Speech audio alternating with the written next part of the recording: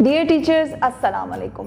Welcome to Javed publishers. इस video में हम किड्स इंग्लिश ग्रेड 1 का चैप्टर नंबर 4 कवर करेंगे, जो है the mother sparrow.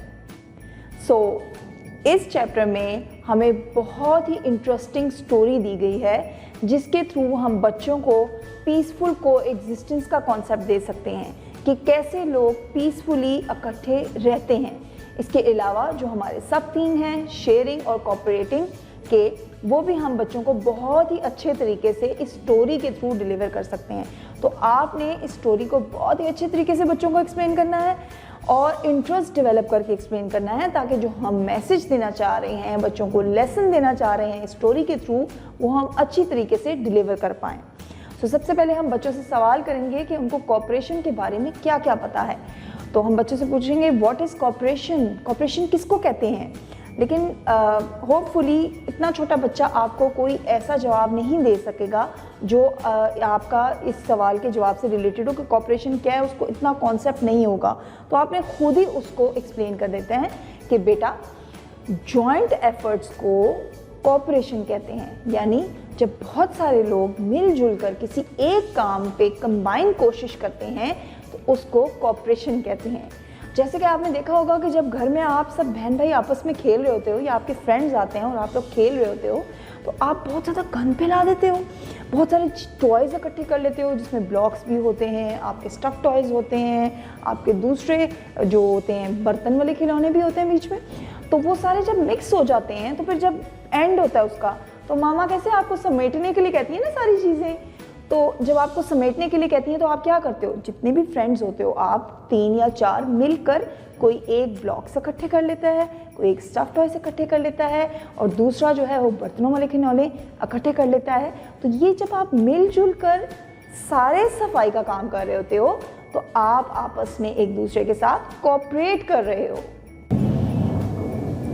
Dear teachers, अब हम बच्चे को पिक्चर की तरफ अटेंशन दिलाने के लिए उनसे पेज नंबर 23 ओपन करवाएंगे और उनसे पूछेंगे कि पिक्चर में एक्सप्लेन करें कि क्या हो रहा है। तो देखिए यहाँ पे हमारे पास पिक्चर है एक बहुत अच्छी, इसमें क्या कर रहे हैं लोग बच्चों, आप क्वेश्चन करें बच्चों से।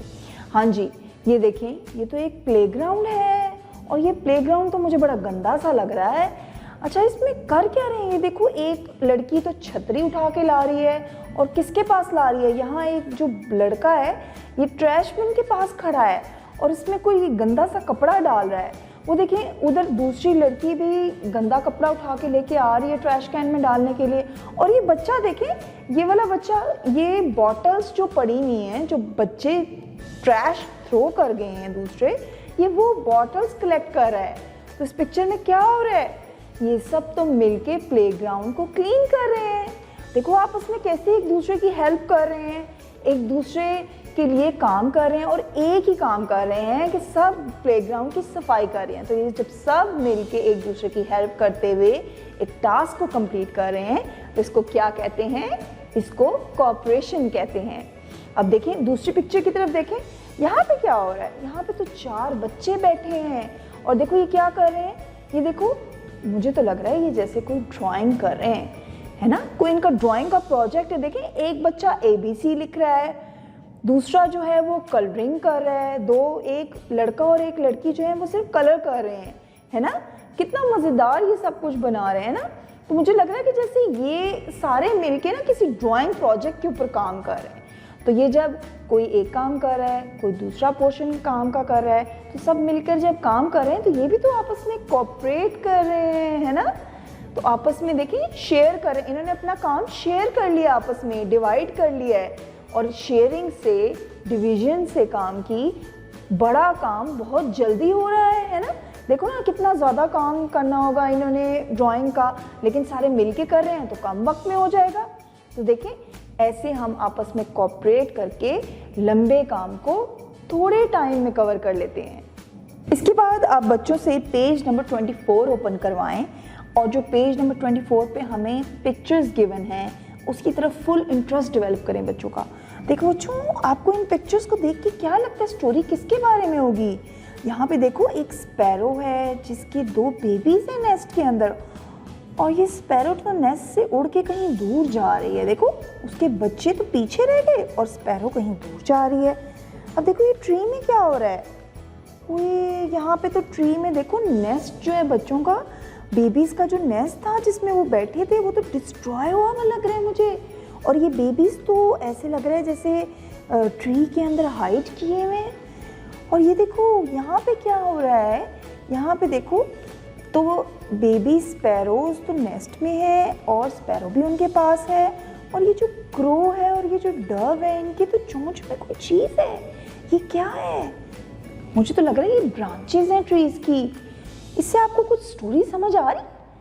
तो बच्चे आपको डिफरेंट रिस्पॉन्स देंगे, आप उनको कलेक्ट करें। इस तरह आपने उनका फुल इंटरेस्ट कैप्चर कर लिया और आप इसी इंटरेस्ट को गेज करके आगे का अपना लेसन कंटिन्यू करें। इसके बाद आप बच्चों से रीडिंग करवाएं। रीडिंग की वही मेथोडोलॉजी होगी कि आप एक लाइन को रीड करें और बच्चा आपके पीछे वो रिपीट करे और एक एक लाइन को आप 3 टाइम्स रिपीट करें। सो मैं आपके लिए रीड करती हूँ। Now we will read the chapter. Once there were many birds. They lived together in a forest. They were all friends. One day, a mother sparrow went in search of food for her babies. She was far away from her nest. Soon, a storm came. When she came back, she found her nest broken. Her babies were hidden in a tree. She started crying. The other birds come out to know what happened. They were surprised to see her broken nest.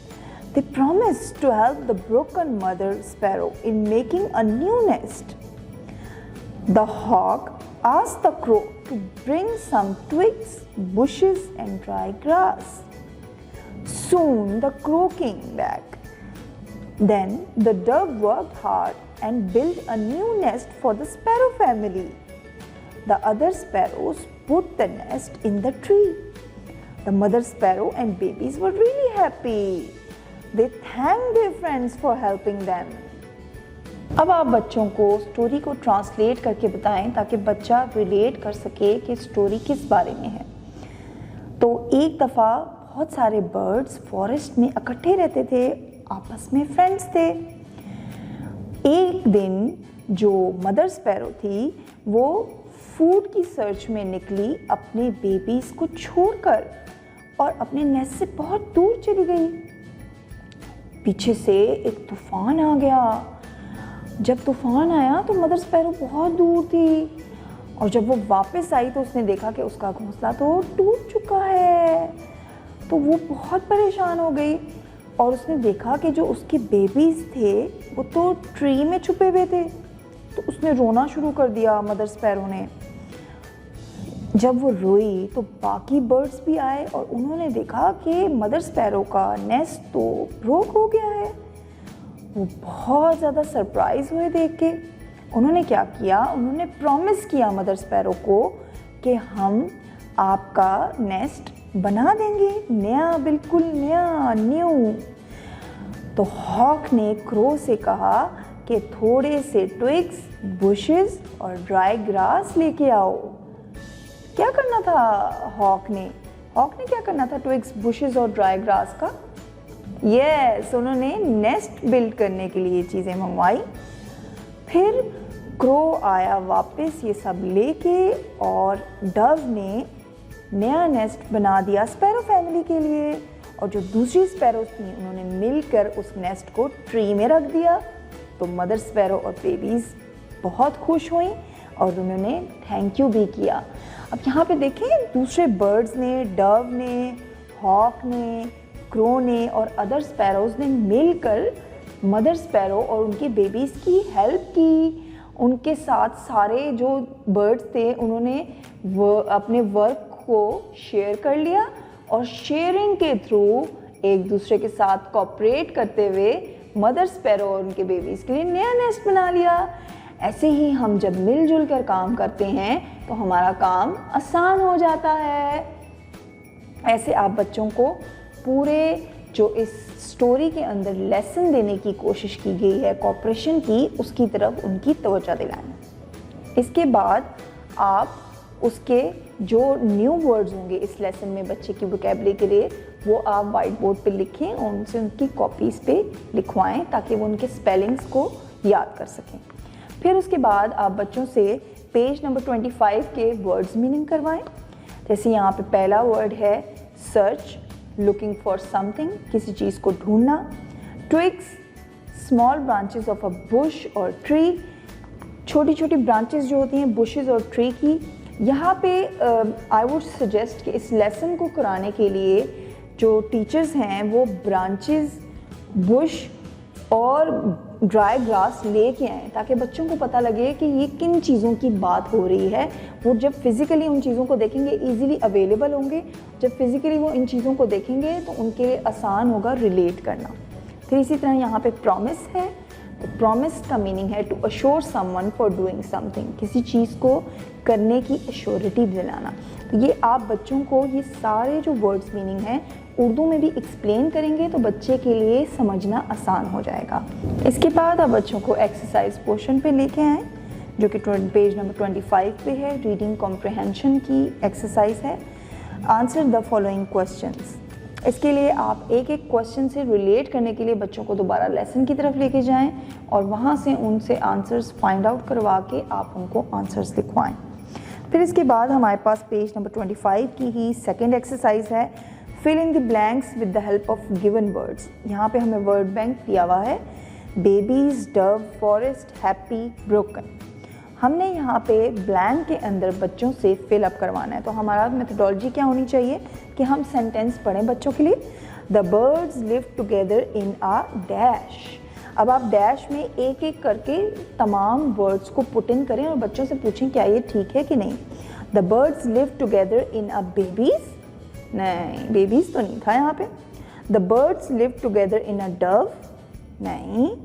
The birds live together in a forest, yes. तो बच्चा इस तरीके से pickup करना सीख लेगा word को word bank से। इसके बाद आप पेज नंबर 26 पे आए। पेज नंबर 26 की एक्सरसाइज 3 है make sentences of the given words. तो हमें यहाँ पे वर्ड्स दिए गए हैं जिनके हमने सेंटेंसेस बनाने हैं। जैसे यहाँ पे लिव्ड का वर्ड है तो हम इसे सेंटेंस बना सकते हैं the birds lived in a forest. Far away, he is sitting far away. Nest, the birds build a nest. Promise, I promise to help you. Bring me a glass of water. Thank you for watching. अपना बहुत सारा ख्याल रखें, जुड़े रहें बोलती किताबों के साथ।